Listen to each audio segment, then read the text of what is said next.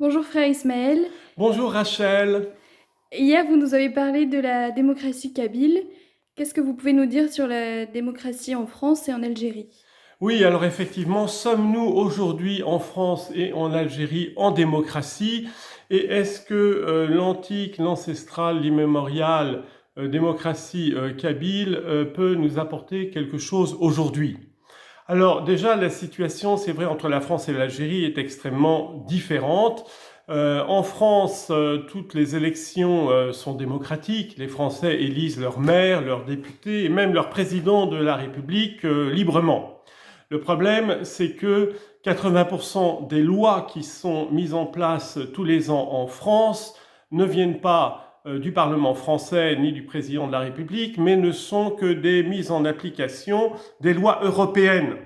Et là, on n'est plus du tout en démocratie, parce qu'aucun Français n'est capable de vous dire qui le représente actuellement au Parlement européen et quelles lois sont votées actuellement au Parlement européen. En fait, le Parlement européen est environné de lobbies financiers, économiques, de toutes sortes d'intérêts idéologiques et économiques.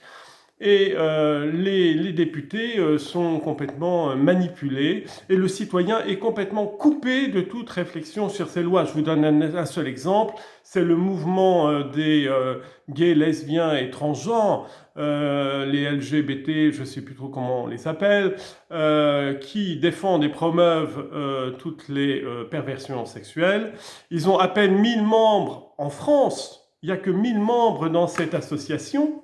Et ils contrôlent un tiers des parlementaires européens. Un tiers des parlementaires européens votent toutes leurs lois. Ce qui est complètement hallucinant, quoi.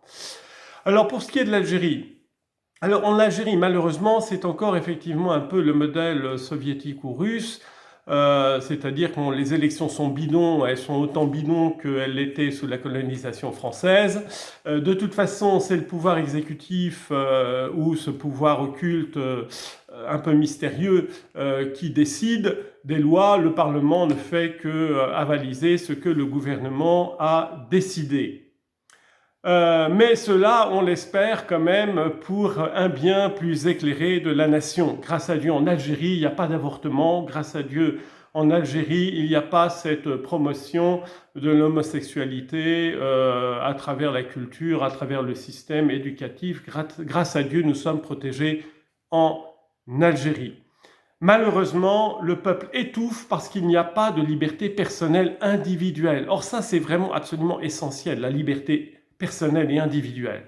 Maintenant, si j'en reviens à l'exemple kabyle, et je vais terminer en une minute, eh bien, c'est que la Kabylie et tout le monde berbère des montagnes, nous avions des villages, d'énormes villages qui étaient autogérés par l'assemblée villageoise, exactement comme la démocratie athénienne.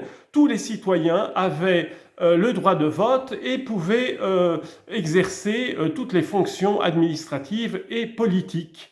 Il devait rendre compte à l'Assemblée, il a été élu pour une durée brève de 3-4 ans, il devait rendre compte, et tout cela était dans la gratuité totale pour éviter la corruption financière, puisqu'on sait très bien que mondialement, la France, l'Europe, l'Amérique, elles sont gouvernées par le dieu Mammon, le dieu de l'argent.